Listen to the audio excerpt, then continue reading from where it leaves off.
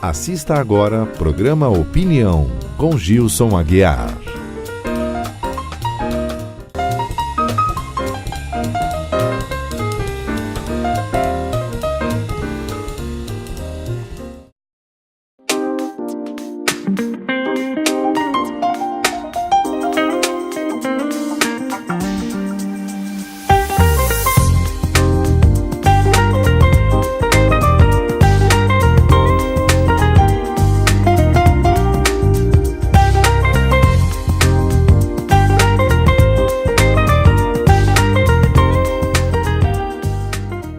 Hoje aqui no Opinião nós vamos conversar sobre direito internacional. Nós temos uma economia cada vez mais mundial, uma divisão internacional de produção que envolve empresas que sediam centros tecnológicos e nós temos uma relação econômica e comercial que, bem ou mal, atinge nós brasileiros. E a Organização Mundial do Comércio é talvez a instituição que os brasileiros estão começando agora a se acostumar com o termo, mas muito que nós produzimos passa pelo crivo dessa Organização Mundial do Comércio.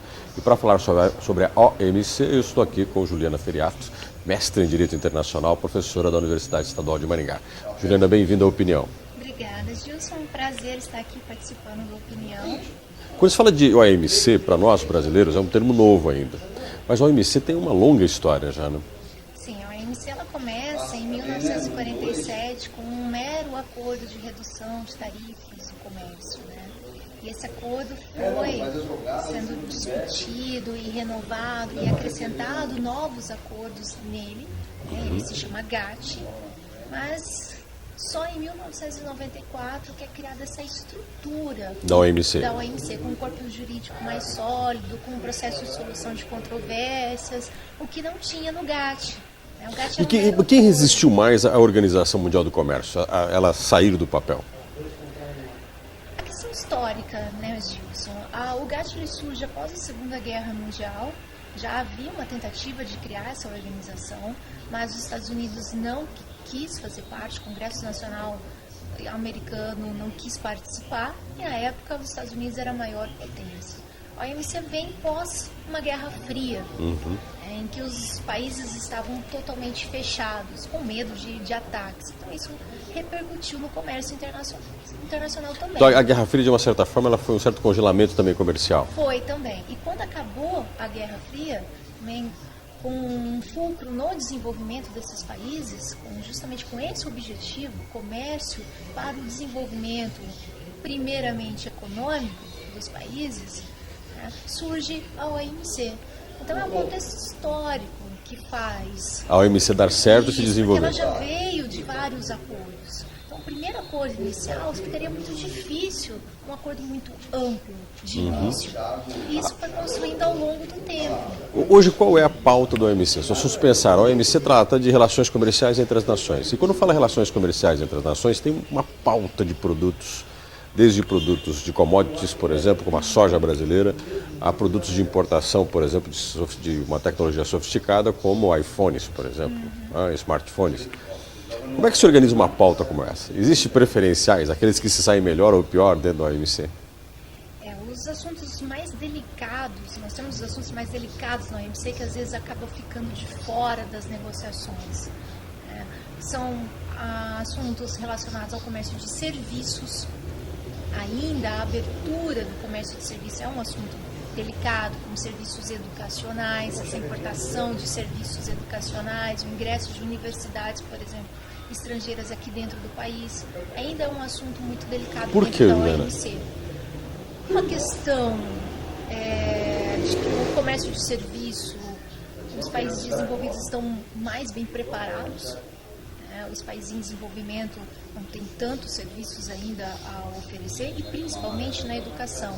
Então, por um lado, também tem um medo de influência na educação. De você ter uma educação com um modelo que não é o modelo nacional e começar a se propagar pelo país. Exatamente. Então, tem esse receio. Então, o comércio de serviços é um tema também delicado. A propriedade intelectual é um outro tema delicado dentro da OMC. Os subsídios extremamente delicado. Esse, inclusive, que envolve muito o Brasil com o mercado europeu, o mercado norte-americano, essa questão do subsídio. Exatamente. Os subsídios, medidas antidumping, são medidas desleais de comércio. que na verdade elas provocam um efeito contrário, né? O fechamento do comércio e não o livre comércio, provoca uma concorrência desleal, porque o país com maior poder econômico tem condições melhores de subsidiar os seus produtores, as suas indústrias, né? Tem condições de bancar um preço muito menor no mercado, e isso fere a concorrência. Agora, a OMC tem instrumentos para poder fazer valer uma negociação justa? Quando a gente fala em trocas comerciais, nós pensamos, existe uma troca comercial justa nesse mundo? Quer dizer, em alguns momentos, países que se encontram para fazer uma relação comercial envolve muitos interesses de grandes monopólios, conglomerados. Existe uma justiça nisso? A grande dificuldade da OMC em chegar a uma negociação é justamente devido ao fato de que ela adota a regra do consenso. Então, os 159 países, hoje esses dados estão atualizados em março de 2013, os 159 países membros da OMC precisam chegar a um consenso, todos. E essa é uma garantia de que se todos chegaram a um consenso, provavelmente vão aplicar esse acordo. Se não aplicarem, existe um processo de solução de controvérsias que pode permitir que algumas medidas de retaliações sejam implementadas. Um boicote, por exemplo, a um determinado país ou a um determinado produto? Isso, um embargo econômico, geralmente na área comercial sempre, né? Um embargo econômico, a alteração da alíquota do imposto de importação, aumentar o imposto de importação de alguns produtos daquele país, para diminuir as vendas daquele país, a título de compensar os danos causados por uma medida de dumping, uma medida de subsídios ilegais. Mesmo com todas essas medidas, a gente pode dizer que a OMC ainda tem dificuldades de fazer uma relação equilibrada entre as nações. Existem nações que, pelo próprio poder que elas têm de importação e exportação, elas dão as cartas na OMC. Tem sim uma certa dificuldade, né? Uma nação muito pequena, com um PIB muito pequeno, ela vai ter uma dificuldade na retaliação, que seria um poder de coerção, de fazer valer os acordos da OMC. Então, se eu pego ali Guatemala tentando retaliar a União Europeia, não vai fazer nem cócegas na União Europeia. Né? Então, é necessário que os países se reúnam, por exemplo, e criem esses grupos G20, G6, para ganhar força e assim conseguir fazer com que as medidas sejam respeitadas. Então, os blocos econômicos, em algum momento, eles podem significar um peso positivo ou não dentro da OMC? Sim, pode significar um peso positivo. Temos a União Europeia como um bloco, o Mercosul como um outro bloco, que pode atuar em conjunto dentro da OMC. A União Europeia tem personalidade jurídica internacional, é membro da OMC, assim como o Mercosul. Por ter personalidade jurídica internacional, eles atuam diretamente na OMC.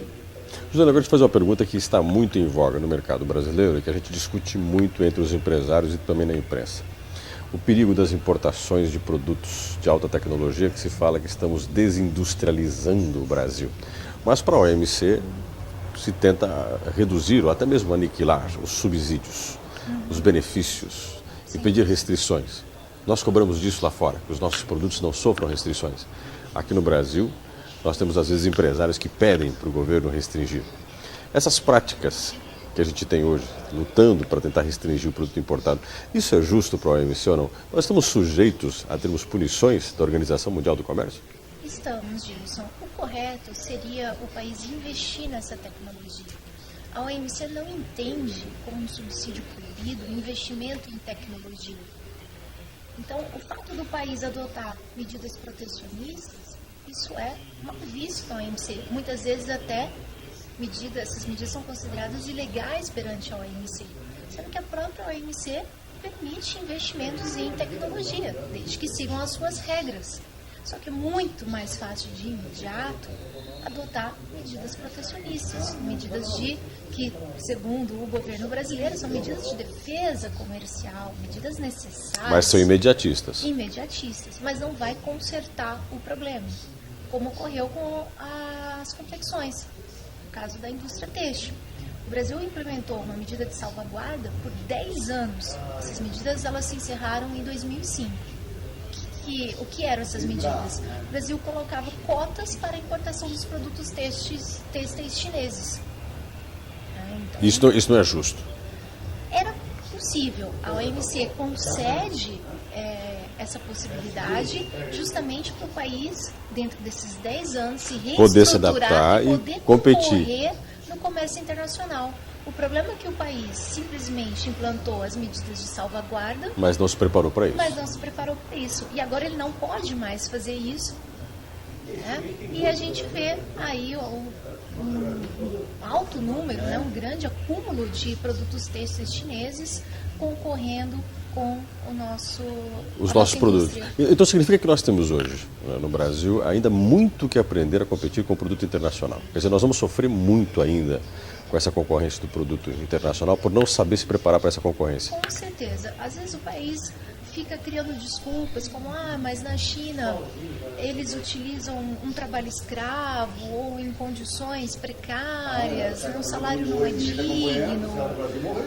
Mas isso não significa que a gente não possa investir, desburocratizar, né, a criação e extinção de empresas, desburocratizar a tributação sobre o nosso produto industrial, nossos produtos, que gera um custo para o empresário muito alto. Ou seja, o Estado seria ainda o grande vilão dessa economia mundial, dessa falta de competitividade brasileira na economia mundial. Exatamente. Não só pela alta tributação, mas pela grande burocracia que se tem e insegurança jurídica que nós temos na tributação dos nossos produtos. A legislação brasileira melhorou em relação à OMC, porque a OMC tem regras internacionais, mas é claro que quando você fala de regras internacionais, cada país tem suas regras em relação à importação, exportação, tarifas que nós estamos conversando, investimento em tecnologia.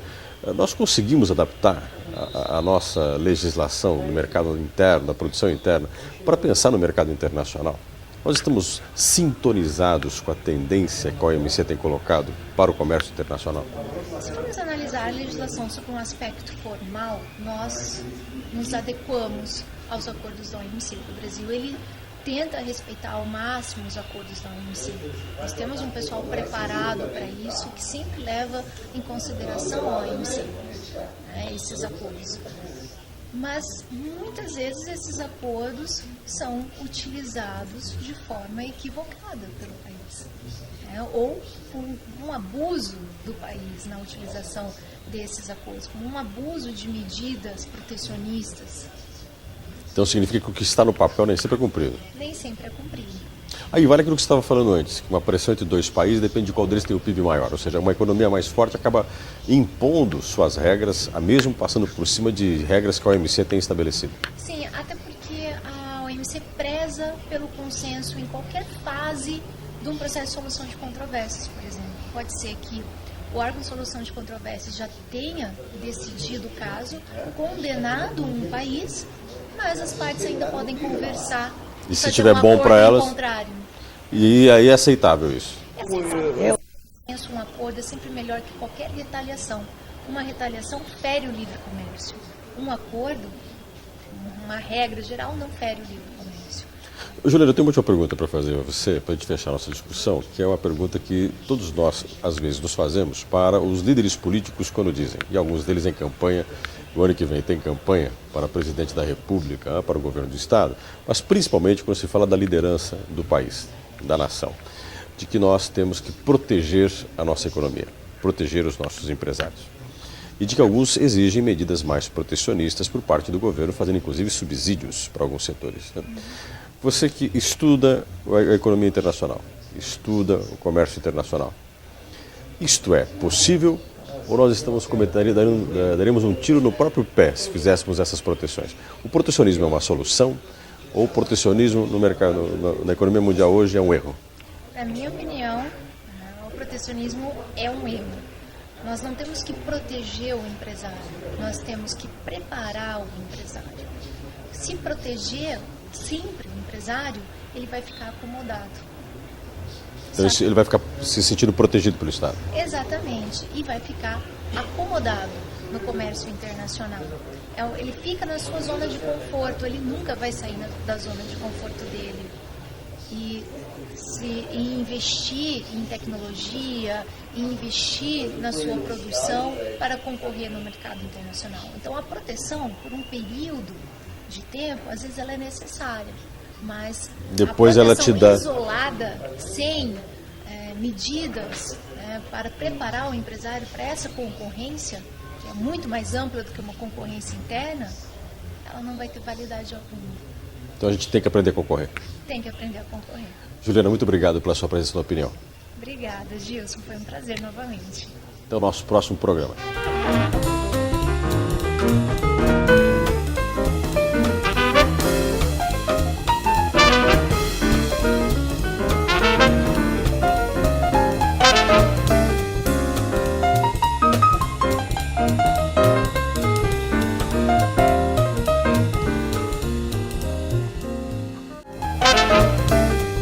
Você assistiu o programa Opinião, com Gilson Aguiar.